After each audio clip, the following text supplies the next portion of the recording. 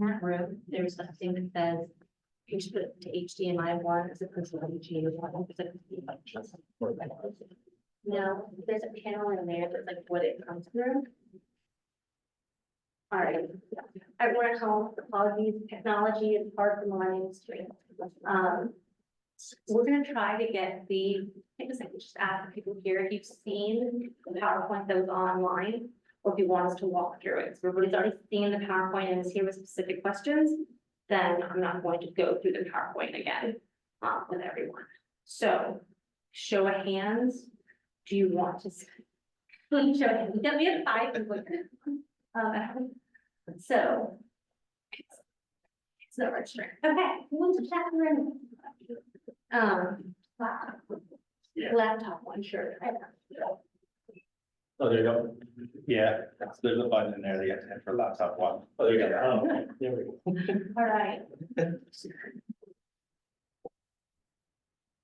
We'll roll through this relatively quickly then, just to get everybody to remember. If you want to move a bit, so they can actually just see it on the screen. See that more than want to see us. Here, you just proceed, I'll take care of it. Okay. All right, okay.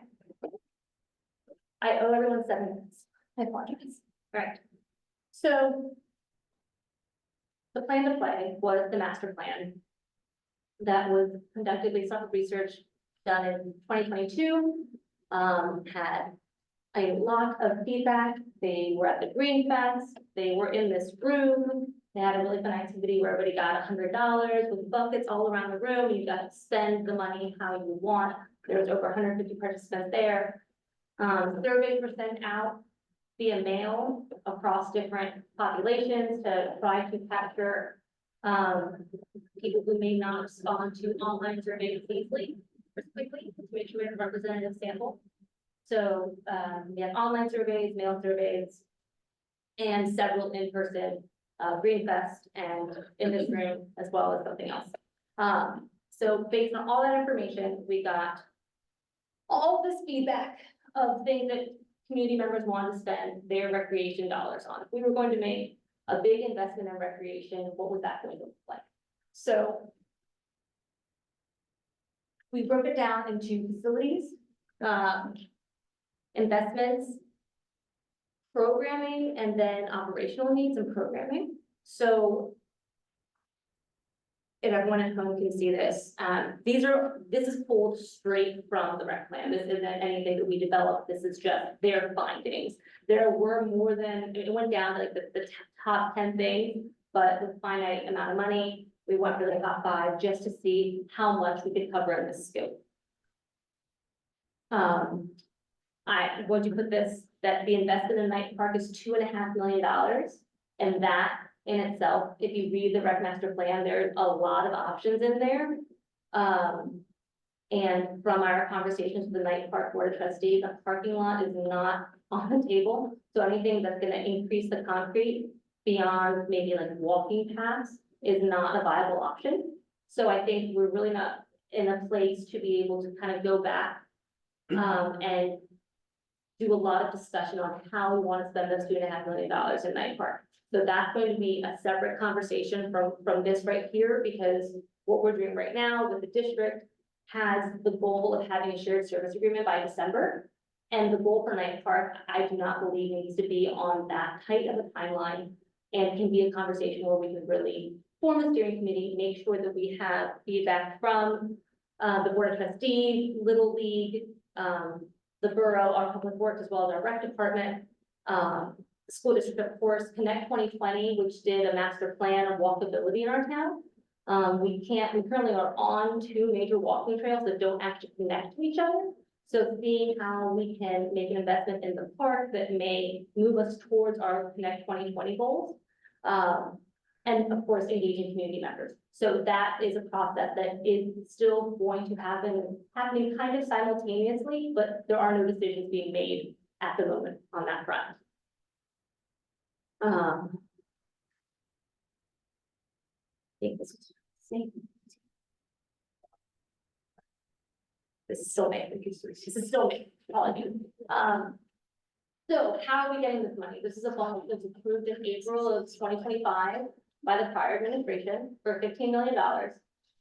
We have secured that it will not be raising your taxes because we have retiring municipal debt. And we're just substituting this municipal debt for the municipal debt that we had on the books, which was for the public safety building. And then we finished paying off the public safety building and went on to the Department of Public Works building. And now that would shift to the recreation plan. So that's how that's being funded. And yeah. So good evening, everyone. I will be brief. And so what the partnership consists of is taking the goals and the objectives outlined in the borough's recreation plan and trying to be able to check off as many of those items as possible, given the finite resources that have been made available. And so modernizing outdoor facilities, specifically looking at the athletic space behind Collingswood Middle and Collingswood High School, making sure that we modernize those facilities for both school district and recreation and public community use in the most efficient and appropriate way based on the articulated needs from members of our community. The second aspect is to increase critical indoor recreational space through the funding of the acquisition of the former Good Shepherd Catholic School. It is currently the central office location for the school district. And so we will be expanding facilities for both indoor recreational space, school district operational space, in addition to making sure that we leverage a portion of the property for a new outdoor playground. Paired with the opening of all school district playgrounds for public usage after school, which ultimately would increase community access to outdoor recreational space within short walking distance throughout the entire borough.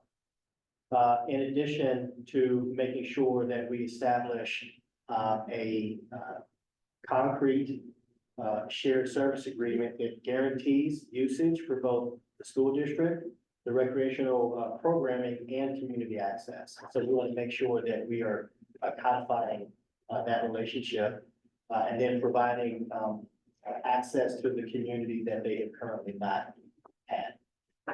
And so when we think about the spaces that are included in this, anyone that has been behind the middle of the high school in the last decade, you've seen what the location looks like.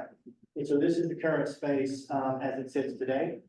There's limited usage of the existing space. It is a large amount of real estate, but the current usage of the space is limited to one based on the orientation of the field. They're not.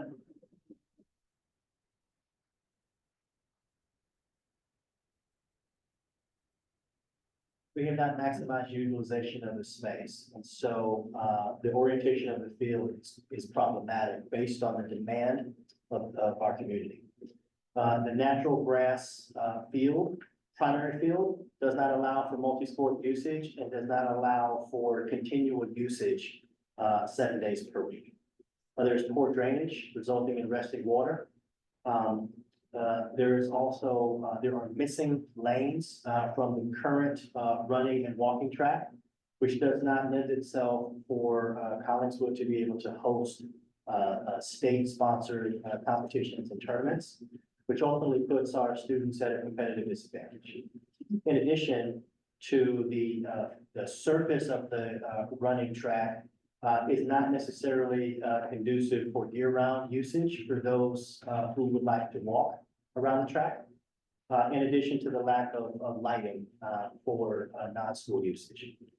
The current multi-purpose grass fields, they need to be graded and resurfaced with new grass seed planted in order to make sure that we minimize the potential for injury as well as to reinforce additional usage of the space. There's also limited participation of the entire property due to portable concessions and portable restrooms. There is no student press box, which means that we are unable to successfully document both school events as well as community events. In addition to the lighting system being outdated and often serving as a nuisance for residents that live within the boundaries of the property. In addition to improvements needed for ADA and emergency vehicle access, as well as limited sound, security, and wireless systems, and then the need for additional storage. And so, based on the amount of feedback that we have received from our community over the last several years, what we are proposing is to reorient the fields to better maximize the utilization of space in order to be able to address much of the demand that was clearly articulated to both the borough as well as the school district through numerous community engagement events. Convert the natural grass primary football field into a multi-sport artificial turf field. This would be the only space on the property that would be artificial turf. The remaining envelope of the space would be natural grass. Construct an 8-lane rubberized running and walking track. Grass, softball, as well as multi-purpose fields. And so we would excavate, grade, replant, new seed, lay sod in areas where appropriate in order to increase access to those fields as well. We would construct a new 1-story concession stand with storage, as well as bathrooms sufficient for a 1,500 seat spectator grandstand with a student press box. Updated sports lighting systems to reduce the impact on neighbors around the athletic complex, as well as install a vinyl coated chain link fence around the track to help maintain safety for those that are walking or participating on the track, with all of the other events that would be going on simultaneously within that space, as well as improving ADA and emergency vehicle access and adding additional on-site maintenance and storage units for future use. And so when we think about how to utilize the space, we wanted for our community to be able to envision what it might look like. And so what we did was we met with our architects and engineers, and we wanted to find out, are there properties locally that we could just take a look at to be able to have a visual reference to. And so what you're seeing on the screen right now is Cherry Hill East. This facility was finished in 2024. And so when we think about artificial turf, there are numerous updates and upgrades to traditional turf. The fill, the cooling mechanisms, all of the materials and the resources are more responsive than they have been in years past. And so the commitment that comes from both the district and the borough is for us to continue to look at minimizing negative environmental impact and making sure that what we propose is safe for the children and the residents within our community. Multi-purpose grass fields and softball diamonds. And so we say softball because based on the space, softball, both varsity and junior varsity, would be authorized back within that space. We would not be able to utilize varsity baseball, but we could utilize it for junior varsity baseball, as well as recreation. When we think about a 1,500 seat grandstand, the current seating is insufficient based on the sheer volume of usage from our community for both sporting events and community events. One of the core features of a new grandstand would be elevated seating with ramps and stairs to make sure that it is handicap accessible for those with limited mobility, and also to make sure that every vantage point in a seated position is able to see out onto the field without having participants or visitors having to stand in order to see what's happening within these athletic spaces. The rubberized track would also be more conducive to long-term repetitive usage for both students and community members. And it would also allow us to be able to host athletic events, charity events, walkathons, all of those core pieces. We would be able to host all of those here in Collinsville. What you're seeing is just a side view of potential grandstand stairs and ramps in order to make sure that any new spaces that we create within our community, all of our members are able to access them. Stabilized lawn areas and sidewalks to make sure that we reduce trip hazards and increase safety for all of our visitors. Student press box, this allows our students, we are very fortunate to have an award-winning television studio that is all run by students. Our students are not only into television production, but they also produce films. They have won Emmys for their film production. They have won state, regional, and national awards for television production. And our students are burgeoning filmmakers, and we want to continue to foster and develop those skills for our very talented students. In addition, we want to make sure that we're able to document the core community events that makes our community so special. Sports lighting, so that you just get a sense of what type of sports lighting would be used. And so the goal is to make sure that there is sufficient lighting for the complex, but not intrusive lighting that disrupts the comfort, the life of the residents outside of the athletic complex. And so that requires us to significantly update not only the electrical, but also the lighting system. For illustrative purposes only, concessions allow our different organizations to be able to provide service to visitors, but also to be able to raise additional funds to reinvest back within our community. And so concessions are really important, as well as storage is also important. And although they are not sexy, bathrooms are an absolute must. And so making sure that we have appropriate facilities so that our visitors are well taken care of to take care of their personal needs, that is also a must. And so when we think about the additional indoor and outdoor space, the former Good Shepherd site, it's a large 45,000 square foot facility right in the middle of town, 1 block away from the Ave. And so it's in a prime location. The school district currently resides on the first floor. And so all school district operations is currently operated out of the first floor of the Good Shepherd, with the second and third floor being currently utilized by the diocese as well as community organizations. In addition, there is a cafeteria, there is a library space which is open, as well as a full-size gymnasium that are currently being used but are underutilized. And so that presents a valuable opportunity for us to be able to add additional programming that we have currently not been able to add.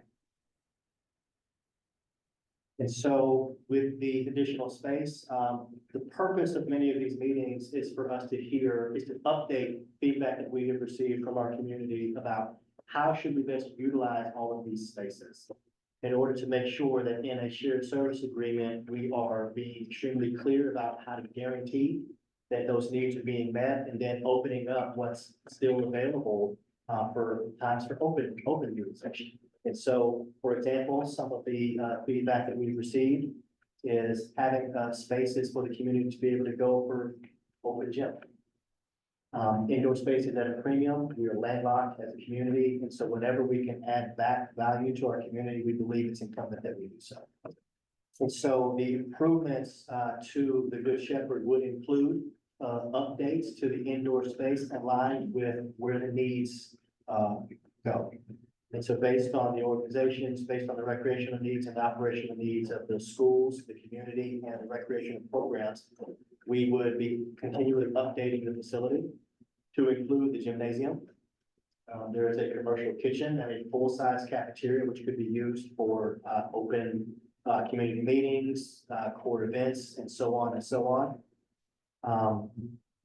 Bathroom updates to make sure that bathrooms are sufficient based on the utilization within the spaces, and then interior and exterior signage and lighting improvements.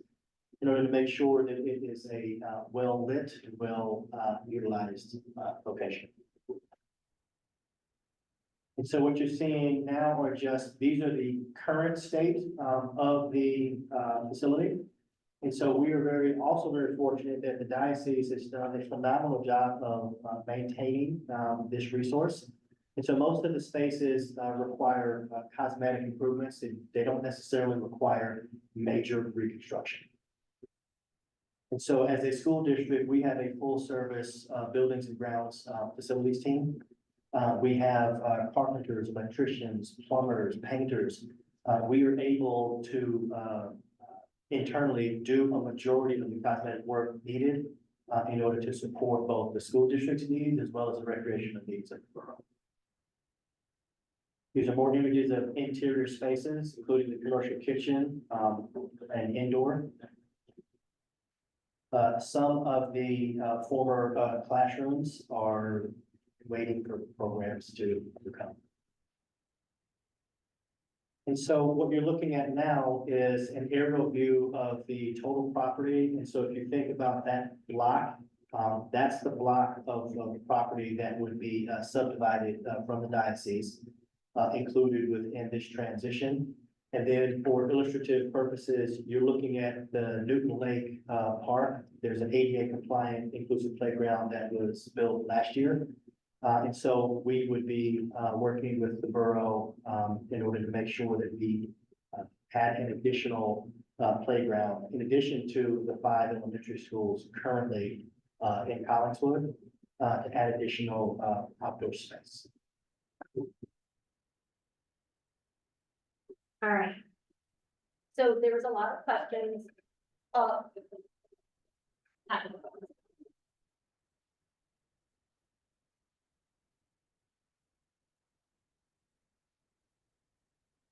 We've had 20 respondents to our online survey, which is the depiction of that. And this will take you to the online Google form. If you're here and you ask a question, I would still love for you to, we're taking notes, we're adding that to the feedback, but if you have more to say, more occurs to you, please fill that out as well. It's very, very helpful. We've had 9 people drop off comments at Borough Hall. I don't know how many dropped off at the library. The library was closed today for an in-service. But based on that feedback, there seemed to be a lot of questions about how the funding is going to work. So the borough is the borrower for this bond.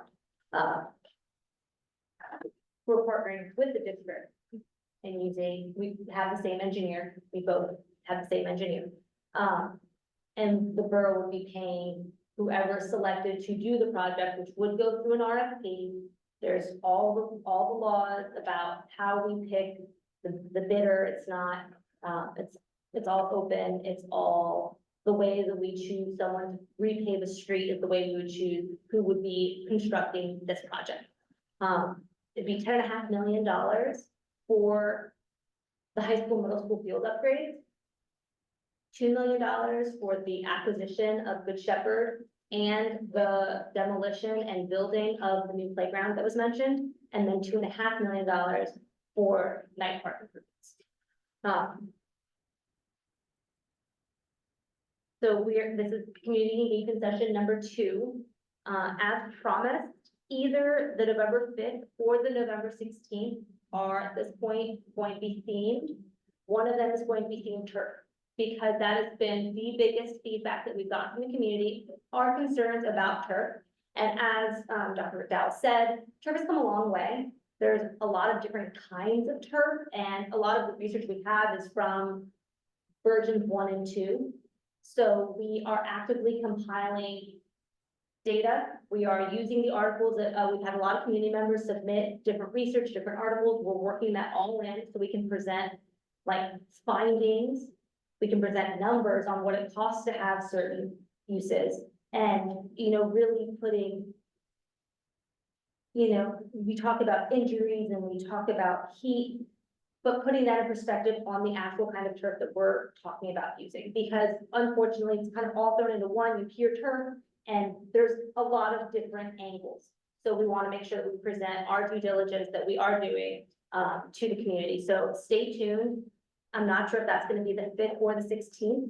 I think there's still a possibility another big theme comes up of what we have seen in our feedback is that's a big concern for the community. We hear you, and we're working to make that a more transparent decision-making process.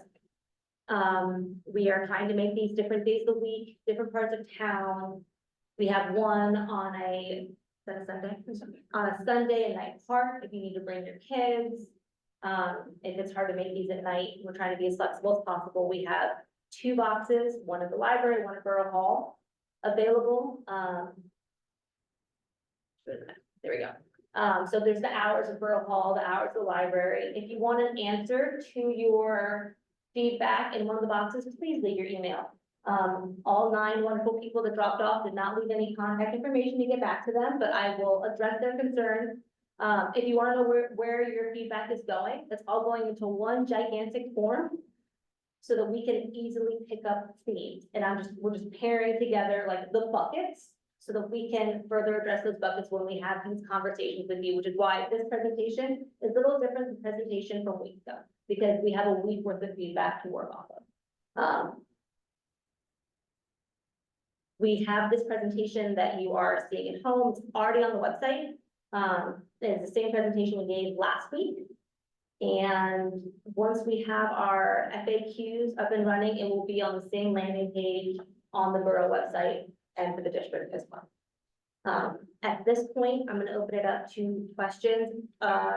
Commissioner Henderson Riley is working on the online version. So if you're at home and you have questions, type them into the chat and she will read them out loud and we'll address those. And to these wonderful folks that came out tonight, you get first dibs for your questions. So if anybody has any questions or comments, things you would like to see. My comment would be this, I'm not the representative, but I'm here to make sure that seniors don't forget us.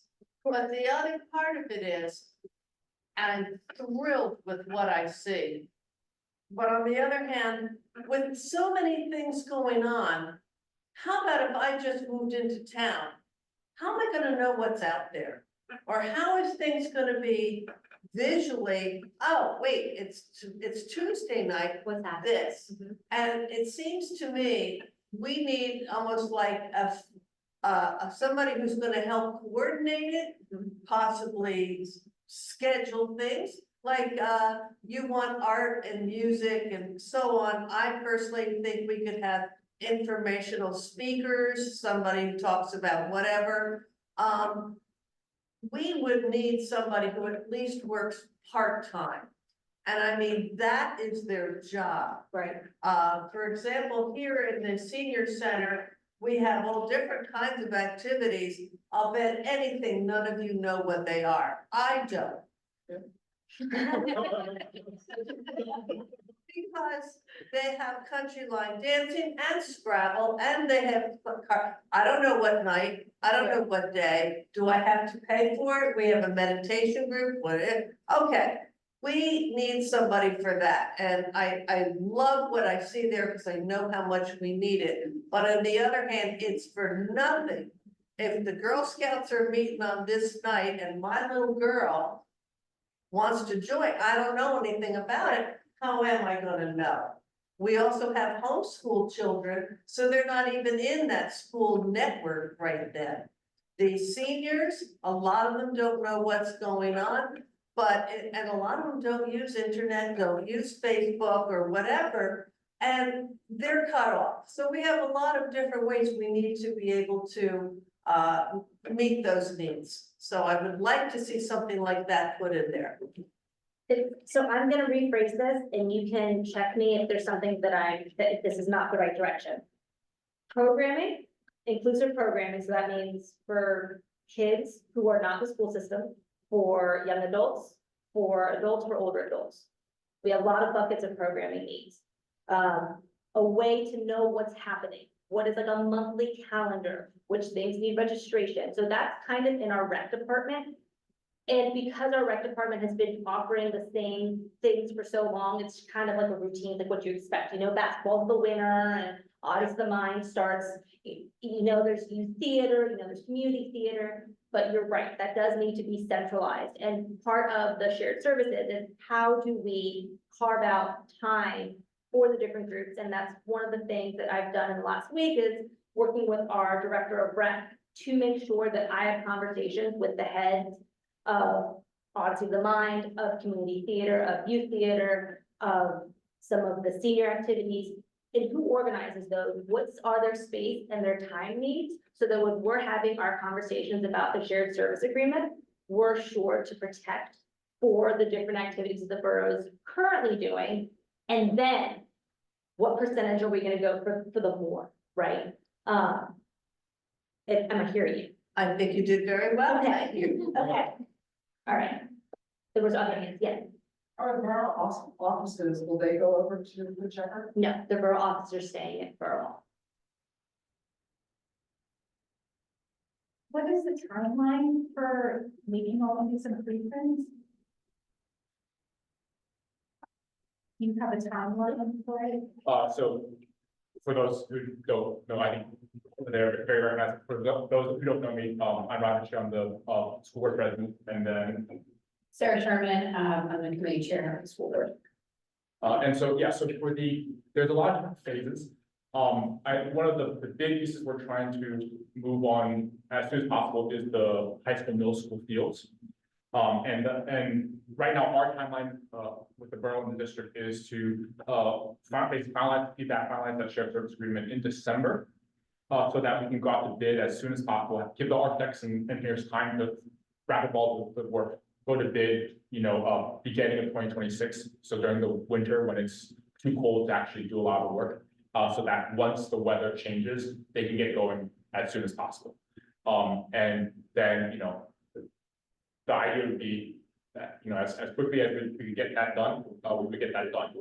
Then also, the purchase of Good Shepherd, would be, again, also as soon as possible. I think there's a few other pieces to, button up. But there's many possibilities in terms of that purchase, but that would be, also as soon as, we can get to that process. Right, so we're meeting jointly between the district, the borough, and the archdiocese next week. At the end of next week, that was the earliest the archdiocese was available. So we'll be speaking with them next week. The funds will not be borrowed until 2026 because they were not factored into the 2025 budget, which I came into. So we're waiting until 2026 to do that financing. We are still deciding whether it's going to be a 20, a 25, or a 30-year bond. Likely it'll be a 20-year bond because that is the most financially responsible, the smallest sum to borrow that money. But that's still something that we're working through. And those are my two timelines. Anyone else? So I answer your question, sorry. I think so. I mean, do you know how long it would take to complete the improvement of the fields? Like, is it a year-long process, longer? So in a best case scenario, we're looking at 7 to 9 months, barring no major disruptions to supply chain, no major disruptions to the labor market. So as long as the materials are available, they estimate 7 to 9 months. And some of the improvements for Good Shepherd, again, it's about when we'd be able to get, the district's already in the space, but when we have access to the gym, for example, or the commercial kitchen. And that's a conversation. By the end of these meetings, we'll have more information to share. And there's not, I think space would be available much sooner indoor than outdoor. Sure. I guess I'm curious a little bit about access and space for some of like the community programs and whether or not you've thought about how that access would work and whether or not there would be space for community organizations. I know you said something about the classrooms. I think one big problem a lot of the groups have, ours included, is the What's ours, can you say I'm ours? sorry, the Conic Specific Collective. Okay, great. Is like storage issues or having like a place to kind of call home where, because it's built out of everyone's personal time and properties, like everything kind of like is spread out between everyone. Everyone's garages. Yeah, I would say probably the same thing for like the Odyssey of the Mind group, Mhm, similar things. Yeah. And I think having access to something like that and being able to, especially at night too, because there's things that, you know, most of the people in our groups who have the time to volunteer usually don't have kids at the time or have kids that are older, and they can really only meet at night. So I just wanted to just put that out there for consideration, like, it's not really a big deal if it doesn't happen, but it would certainly be nice and helpful. And there's also programs, I'm sorry, there's also programs that people have always suggested, like a tool library. That we just can't maintain at someone's house with no actual staff or help or support from other things that we would love to fund, but we don't necessarily have the structure.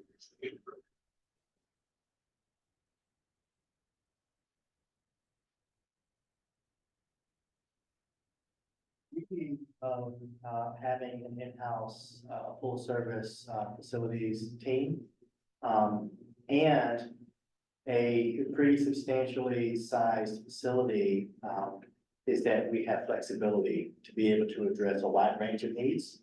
And so the continued conversations, and so the more feedback that we can receive, the better informed our shared service and our planning can be, so that we can accommodate as many of those needs as possible. What I will say is that there are opportunities to do some of the things that you just said, using the facility. And I'll ask you the same that I asked of the head of Odyssey of the Mind, Youth Theater. If you can either on the submission form or just an email to bsalonaward@collins.com is your wish list, right? We are Collins Civic Collective. We would love to have 400 square foot of permanent storage space that we can access in the evenings. We would also like a meeting room once a week or something. So for an hour, whatever you're, and just kind of put that in there so that we know and can keep that on the map. Yeah. Because we have our first meeting to start building the shared service agreement this Friday. And you can bet it's gonna be a very large board with a lot of needs and how we fit them in. So we wanna make sure that all the needs are on there, our senior services, our civic collective, a calendar to be able to see all the things that are happening. We wanna make sure that that's all built in. Yeah, and I think we'd certainly be interested in helping, like, set up some programming too, and. Love that. Things like that. I just want to add that those specifics are really helpful. So I think this is a time to kind of be bold and say, these are the things that we'd like, because this is that input time. So don't worry that you're asking, for too much, but come in and ask if this is what your needs are, and that way we can respond. If we haven't heard, we are poking folks and trying to hear from the groups and the stakeholders that we know. But we do want to hear all those specifics, so. Put together a hell of it. We can't wait for your email. You've been talking with a lot of folks, and I think tool library is the first time we've heard that. That's a really cool idea. I do want to mention the storage piece that you mentioned, that's something that we've heard also from Odyssey of Mind and other groups.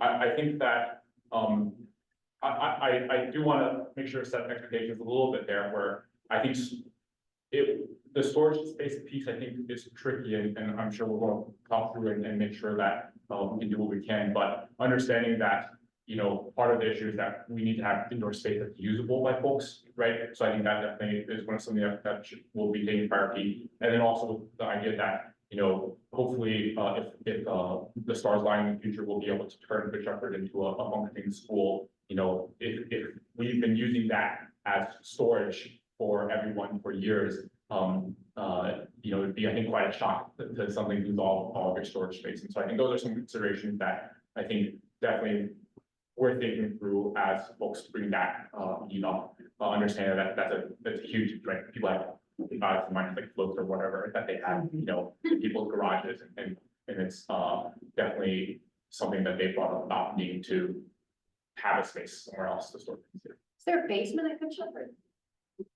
No, no secret basement, okay. It's also our goal to roll things out in a way that can stay consistent. So we don't want to say, sure, you can do all these things, we have the space now, in 3, 4, 7 years, we're gonna take it away. We don't want to do that. I would rather go slowly, make sure that we have the space that we can dedicate X amount of square feet for these 4 different organizations to have pure storage. We could work that in, and then we can do programming in these spaces, you know, and then open it up to X amount of groups, that if you can pack it in and pack it out, like, great, you get more access. But we don't wanna be in a place where we commit to something that we cannot provide the community in a sustainable way, because that just wouldn't make much sense. So we are trying to kind of balance the two. And you can now see what we'll be talking about on Friday. One of the things we'll talk about on Friday. Is there a plan to, like, is the push to try to make that into, like, use it as school in the end game of this? Yeah, so one of the, I think, big reasons why, this partnership, I think it helps both the borough and also the district is that, Good Shepherd is, I think, a really great option for how we as a district can basically modernize some of our old schools. And so the diocese, the parish are offering a really great price to the district for that building. And it's a building that was made in kind of the more modern era of school buildings. So it's got the structure that is really conducive for elementary schooling now, and I would say probably for the foreseeable future, where it basically has, you know, large classrooms, full indoor gym, full-size cafeteria, full indoor commercial kitchen, right? All these different spaces, Library. right? All these different spaces that a lot of our older school buildings, elementary school buildings don't have. And because it has those bones, the amount of money that would be needed to renovate that to Department of Education requirements to house kids now, though quite a lot, right, would be much lower than having to build a completely brand new school building. So definitely, like from the board's perspective, the hope is to identify some point, you know, in the future where we can financially responsibly again go out and ask the community for the funds to do that renovation. And you know, one of the things is there's a bond. We know that we have some debt from our 2005 referendum rolling off in 2030, right? So that's one of those times where, again, that's, I think, the most obvious one right now. But yeah, I mean, yes, in the end, just a long way of saying we have old elementary school buildings. We need to find a fiscally responsible way to update them, and this is in our view, one of the clearest ways to do that. And I think it just, you know, there is no, to be clear, there is no plan right now, like, oh, good, now we're gonna close this school. Once Good Shepherd has been purchased, that is not the plan, but the flexibility that it affords us at the structure. You know, like Roger said, we do have aging buildings, that is a problem that is not going away. And it is a very expensive problem. And so having that as a backup, as a flexible space, something that can be used in the meantime is, you know, kind of an opportunity that's good, too good to pass up at this point. And I would say it's a really natural partnership also too between the borough and the district, because something that we talked about last week during the initial presentation was that if you go by a lot of boys and girls clubs, for example, during the day, they're closed because everyone's in school, right? And so the idea is that even when Good Shepherd becomes hopefully becomes a school, right? The kind of, because it's an elementary school, right? There's not, for example, the gym. There's no 7 p.m. elementary school basketball games, right?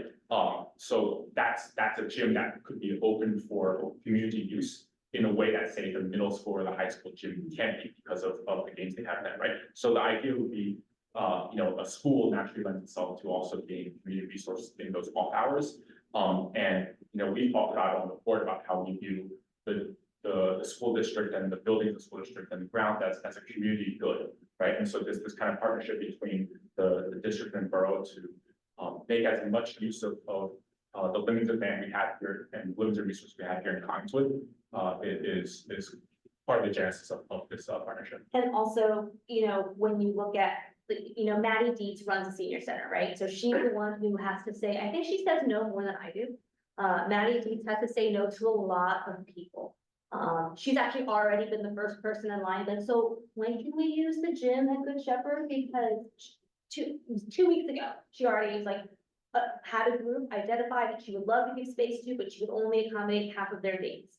So it would open up the senior community center for more programming as well, because we could take the evening stuff and we can move it to Good Shepherd, which would give you more space here as well, because I do know that seniors use this space during the day often. But the during the day, from what I'm told, is not quite as competitive, and there is more flexibility, there are 3 spaces. But it would give more flexibility, so I do know there are daytime activities, but yeah, sorry. Do we have any online? No. Trying to think through some of the different feedback. The night park improvements, would that include updating the playground? Potentially. It's in bad shape. That's kind of a different phase. but yes, but Yeah. potentially, potentially. That would come like, that's the separate, that's like separate from like this part of the rec plan, but like, yeah, that, there's a number of ones at the night park level. Yeah, I will say that the priorities on behalf of the Night Park trustees is drainage. There's like there's 2 main points of drainage concerns. And then also, potential schematic, like engineering fees to look at how the fields are laid out right now. Because all the fields in Night Park just appeared, like one moved in and then another one moved in and Little League built a thing and then, so it wasn't done in a way that really is necessarily maximizing the space. And also kind of taking into account how those drainage issues are going on, like, are we trying to drain something that is never going to be dry? Should we just maybe work around this space, make this into a little, those like the little watershed ponds or a rain garden or something like that?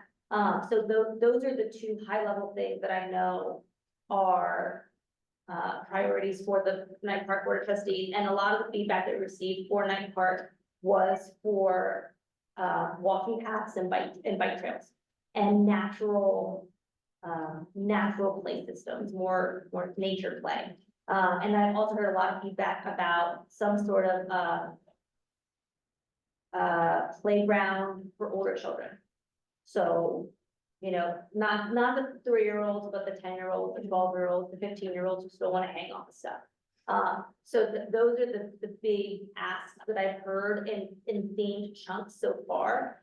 I do know that the last 2 years we have raised money for playground improvements from the Snowball Gala.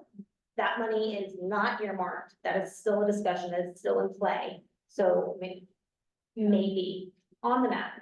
Yeah, I guess I'm thinking, I know that, with the referendum last year, people were concerned about there not being space in the Good Shepherd. So I know the playground would take care of that, and that could be great.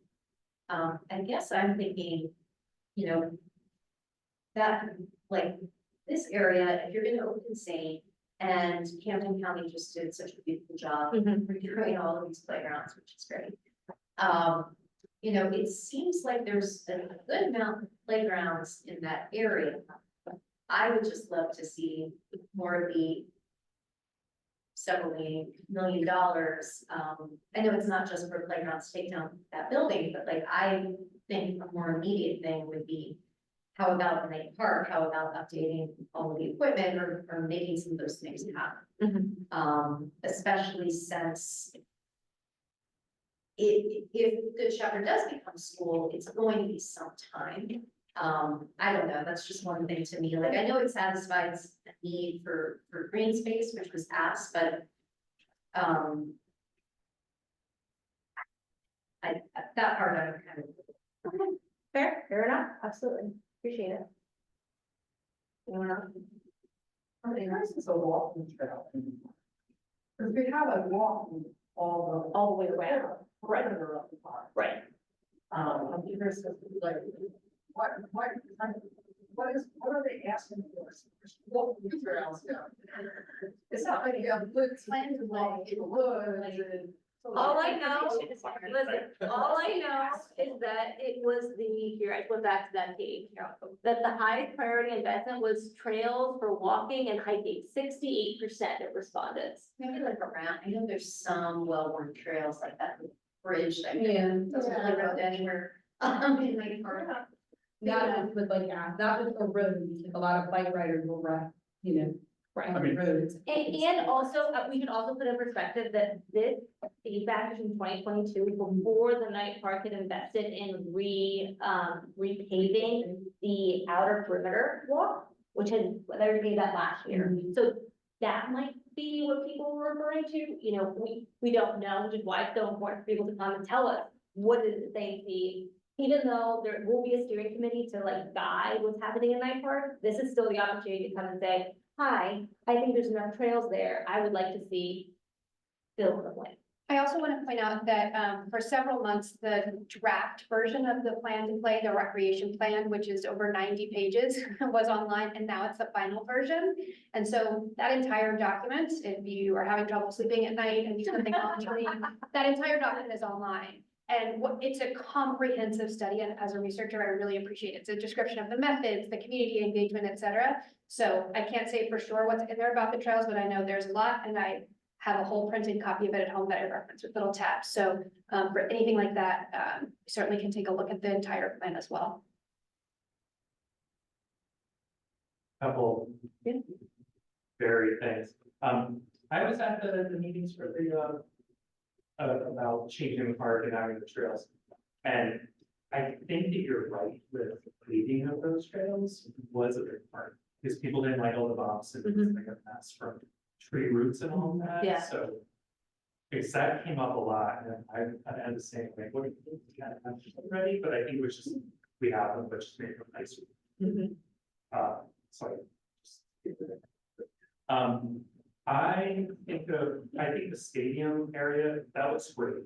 Like, I wish the old referendum would pass, but that's exactly like so my kids are in high school, they went all through the system here, my daughter's a freshman, my son's a junior, so it's gonna just miss the changes to the stadium and all that.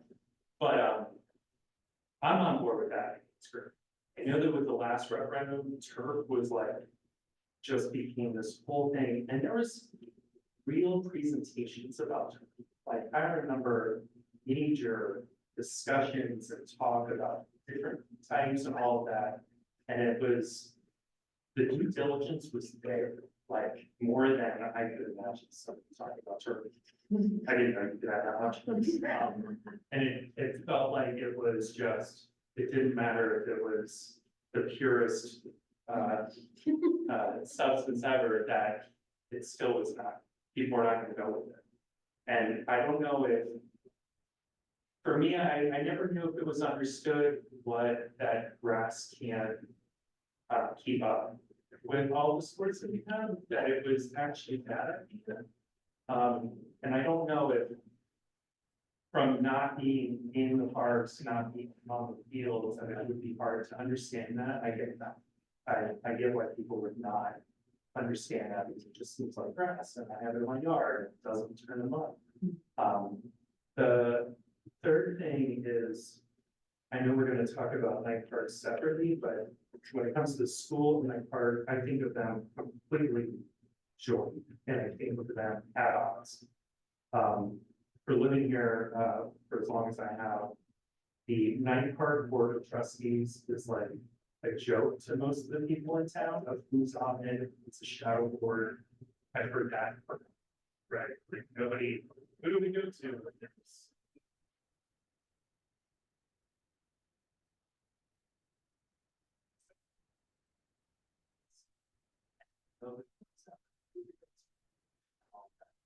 And it's always been at odds with, like, when the times change. And there's hundreds of kids playing soccer. There's, like, we would ask to use the high school, and it would get charged by the high school to the rec department to be able to use it. And it just always felt really bizarre. And I'm a soccer guy. right? Like, just to put that out there. And I don't know what the percentages are of our rec program, but I would really like for that to be looked at for how much is football, how much is, and you know, we don't have rec football, but for each of the sports, because there's a ton of baseball fields, right? And the difference with baseball is it's a defined space. You can't do something else with it. But for soccer, then you have ultimate frisbee, or you have other sports that are just an open field. And that space can be used for frisbee, or, you know, like multiple sports. But soccer is the one that you just look and you just see. Like, you know, and it's not marked off. So for our high school soccer teams, I can say for sure that we have e-sports fields in South Jersey, 100%. It's We're number one. yeah, it's so embarrassing. Yeah. Just for, and seeing kids get hurt is a real thing. So I guess I just want to make sure that they stay together, right? Night part and fields, it has to be, how are they going to use a concert? And a lot of what I came tonight to is for, like, the night part piece for me is real important, just because it's been so much used. And it's so, that shadow is really rough when it just feels like our resource. But it's like owned by somebody. And I know I was out there once coaching kids on a Sunday, and it wasn't an official practice. I asked kids to just come out. And the cops pulled out because you can't have an official practice on a Sunday. And I had to talk to a cop and grown kids because you can't do that. I was like, it's not, it's just me with a bunch of kids like playing a sport, like totally crazy, right? Yeah, I think, and, you know, in our talk with the trustees, is that there is a symbiotic relationship between the district, the rec department, the schools, and the park, right? It is the lungs of our town. They have rules that as a trusteeship, they have to abide by. But there is room for growth and for flexibility there, and they have shown a tremendous desire to work with us, and I think all of us here. And they're really excited to be at the table to have these conversations. I do know that the varsity baseball field gets taken down every year and turns into, I think we use it from 4 different soccer fields right now. So we do, and they put them back up. So it's a varsity baseball field in the spring, and in the fall, it is 4 soccer fields. Yeah. And, you know, I'll just mention from the board perspective, you know, definitely, you know, we appreciate the partnership from Night Park, you know, for a lot of our sports play there. And, you know, we do work with them pretty closely. And so again, we appreciate their partnership for sure.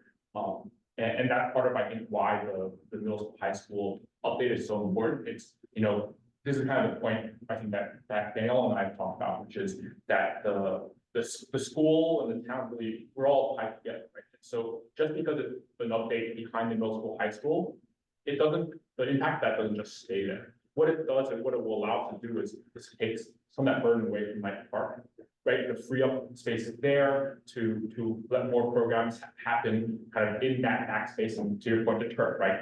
More programs there, so that I think Night Park, their trustees can make sure that they're doing their jobs in terms of what they're directed to do in terms of maintaining Night Park as it was envisioned, while also still, you know, making sure that the entire town has different rec spaces. And so I think that's really kind of a symbiotic point there. That's And one of the things that's in the rec master plan is, you know, we have DPW that has garages on Night Park, and they cut some of the grass. And then we have facilities that cuts some of the grass. And then we're not really sure who did, I have yet to be able to figure out who paid for the asphalt on the sidewalk. It's, so like, there's a lot of, like, we're really intermingled, but not necessarily in a way that's been set down to make sure that we're not duplicating, to make sure that we're not maybe upkeeping one too many mowers, like maybe, so this is that part of shared service agreements, to really try to streamline what this is, that maybe DPW does a little bit more of this, and facilities a little less. Or we trade it off month by month, depending on the need. Maybe it's something that, you know, the facilities team does in the summer because they're not in the buildings, right? So it's just something that I don't think all the parties have been at the table to like talk through their logistics before, and now we are going to. So I think Matt Craig, another board member said it really well. He was like, you know, he's the president of Little League, whatever. But he made a point to say that like Night Park as a park is not fields, like it's not like that. Like it was never, when it's an inception, it was not envisioned to be at that field. We just use it as such. It's a green space in the middle of town. And so like, you know, to have that additional space behind the middle of high school can really kind of let it be a park again.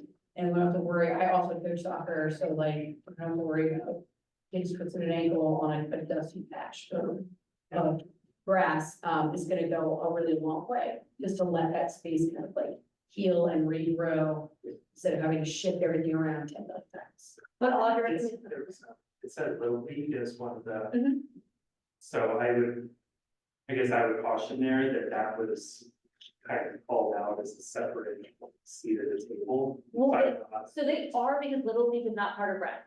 That's the reason that I call them out. Really, It's and then 'cause there's they- the rec program. Right, and they have their own.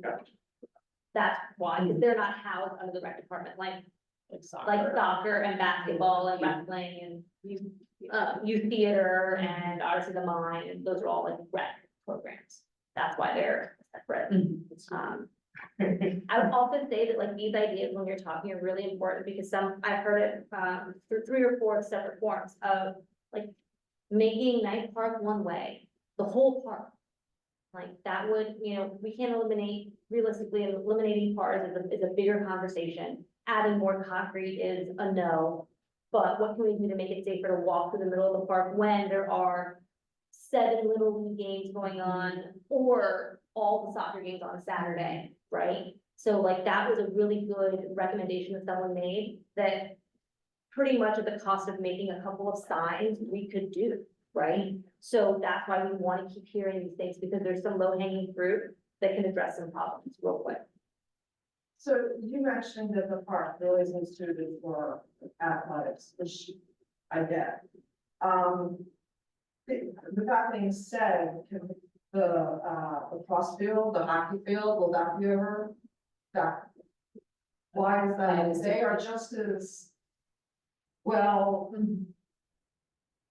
So that might be the nicest grass this whole town has, is that field. So it's, yeah, my kids played on that, I played on that. It's not great, it's not great, and I don't understand why they can't have a field.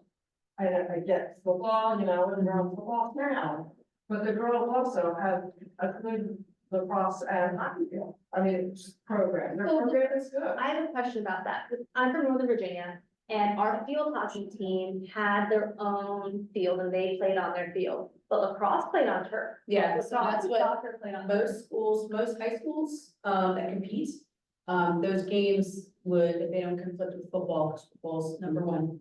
I would imagine that the athletic department, and Dr. McDowell would be able to speak more to this, would then move them back on the turf, because that's where most other schools compete. So the purpose of the turf is to increase the utilization. And so I'm with you. I was a soccer player for 20 years.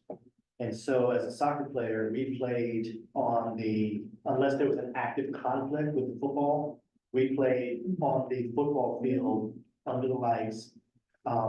Field hockey and lacrosse played on the football field, you know, in the same space. Generally, now I'm from rural North Carolina. And so, you know, the TV show Friday Night Lights, the whole town was at the football field Friday nights, 2,000 to 3,000 people every Friday. And other than that, all of the other sports on every other night use football. Yeah, you go to Cherokee East, you go That's to. my whole point. Yeah. Right, they used it now. No, I think we're saying that the field that is on Night Park is still a field that would be usable, but it's not that they would necessarily be playing their, you know, their JV and varsity games there. and that's like to be seen, like, but I went to a high school that had 2,600 students. And every single varsity and actually every JV game for soccer, lacrosse, field hockey and football were all on the same field. Like, so the idea that it's just one field, actually with scheduling, Yeah. it can all be. Well, and that's one of the, that's one of the reasons why, I think turf and, using kind of that artificial type of surface there for that main field is really important, is because we can then load it up with all the different sports, and really have a big schedule. You know, right now, with our current grass field, right?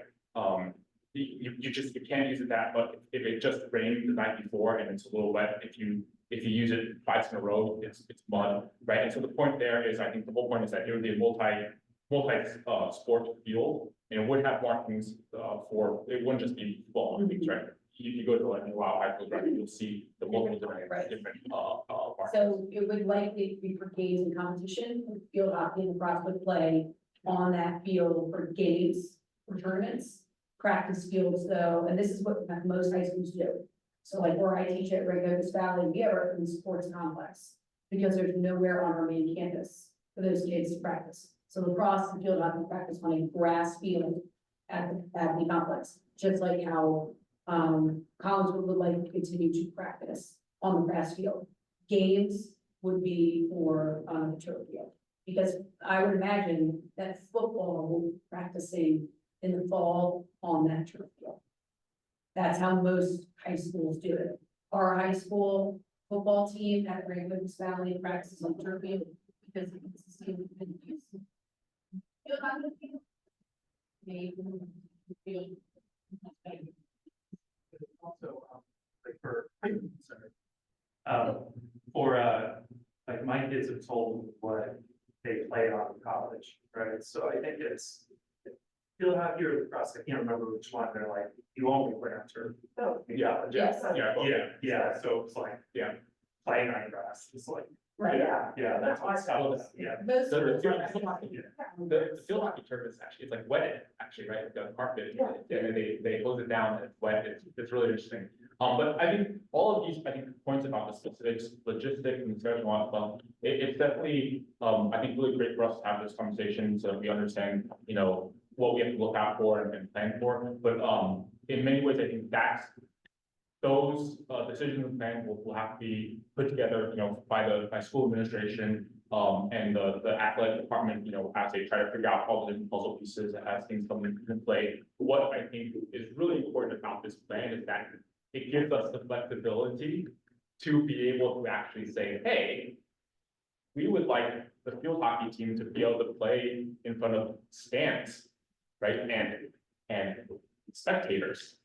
At night with lights, right? Now we can't, Self-concession. right, whereas, Soccer, right. same with marching bands to be out there to use it. Like, this doesn't just limit us to athletics either. Marching band has been itching to host a larger competition. They did host one this past September. But like being able to have multiple competition, track events. That is something that we can then use this space for. It is a point of pride for high school students. But also equally important, it's a way to generate revenue for the district. Because these other schools would then pay to participate.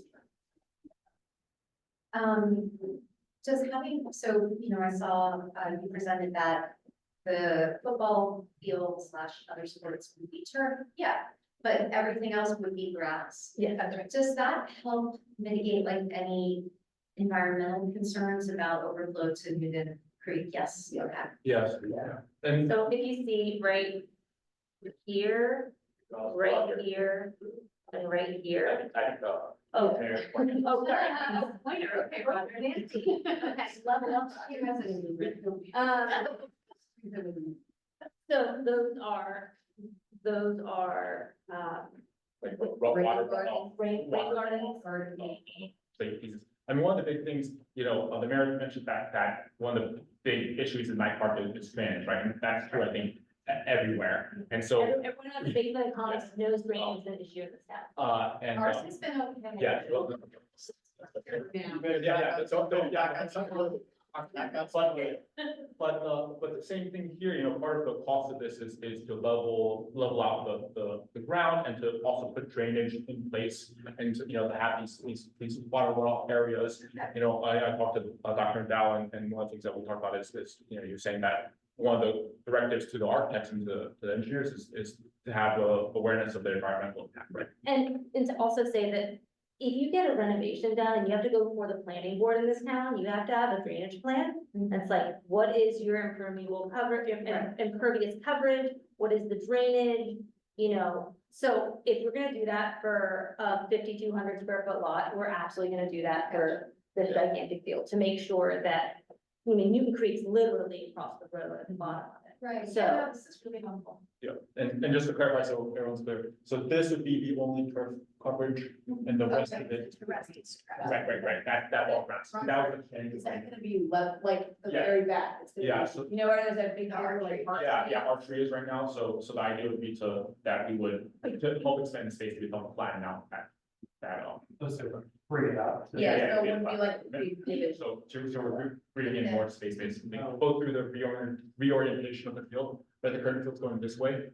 Both reorienting and then leveling out the field so that we get more just green space. And these are like those multi-purpose sort of grass field options as well.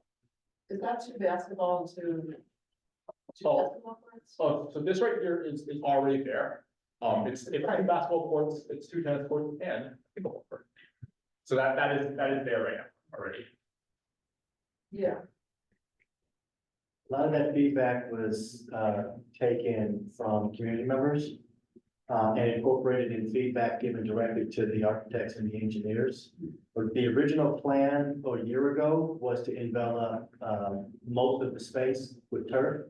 But based on feedback from the community, environmental impact and the cost, we took the feedback and we've got new recommendations that we're thinking about in the new design.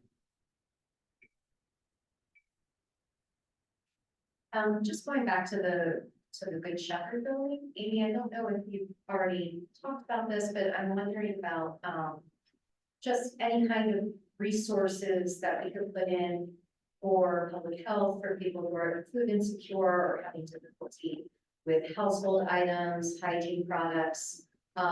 You know, I know that the library has something in place now for, you know, I think for different like hygiene, personal care products.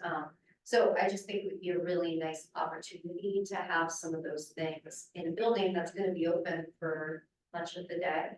And I'm sure, you know, I know my organization and I'm sure other organizations would love to help run it or give input, but I think that could be a nice opportunity. I love that idea. Yes, we just announced at the last commissioner meeting, the partnership with Flow Forward, which now provides menstrual products in all municipal bathrooms. So I think that's a very fair ask that even though this will be a school district owned building, that we, because we're partnering with rec to have products available, but I also love the idea of having food, you know, available or resource board, some sort of, I mean, if you go into your community center, it's community. So where's the bulletin board? Where's all this stuff? So I love that idea, how to get access and. Yeah, I think what Dr. McDowell, my daughter actually has this Meisner this year. Meisner, is that how you say it? Yes. The The pantry, yep. And I haven't heard a lot about the pantry as like the new parents in the middle school. I wondered, are there opportunities for the kids to help or for parents? And I don't know if that could maybe be a connection. If there's additional room, the Good Shepherd building, it's open more hours. If it could be like a satellite of the pantry or maybe headquarters, but I would love to see, some things go into this new space that can help people. So we've expanded the Panther Pantry, and so the middle school students and Ms. Meisner have been leading the efforts. Okay. We have satellite drop-offs at every school building, including the Good Shepherd location, and then it is all transported to the middle school for distribution. And so we have liaison staff members and parents in every building, making sure that we are curating and getting all of the resources in a more centralized location and then sending them to needy families in Collinswood, Oakland, and Woodland. And my understanding is they definitely do appreciate volunteers, especially for like drop off and stuff. And so I think if you reach out to Miss Neesner, I think she would be more than happy to take some volunteer time there. I'm trying to, rely on my sixth grader. And then, Ms. News is also at all of our Board of Education meetings, so for anyone, just kind of a quick plug, if you're coming to the Board of Education meeting, please. Yeah, Monetary donations and, Yeah, check, after check, no minimum, after checks, and then, like canned goods, and. You say that, it was interesting, Amy and I met with the Collinswood Pantry, run out of the church on Dayton. The one on Dayton. Yeah, because we lost a few, the. Right. Pantries. So we were, we were just talking. They're the ones about- that moved down the street. Yeah. Yeah. But one of the things they were talking about is there's always limited refrigeration space. Right. So that's something that is an interesting idea and opportunity because there is the industrial kitchen, there are refrigerators. So that's an interesting idea and opportunity, something that should be considered. Yeah, and I won't derail the conversation with all the ideas in my mind. Because now we're talking my language, it's not that all this is exciting, but if you looked, for example, to Philadelphia where there are community fridges, et cetera, this is something that is really serving a need, so anyway, now you got me thinking, Kelly, thank you. I think we're going to wrap up. There's nothing online. If anybody would like to keep chit chatting afterwards, you're more welcome to come on up. Yeah, and so here's the QR code. Please fill it out or just send me a very awesome email.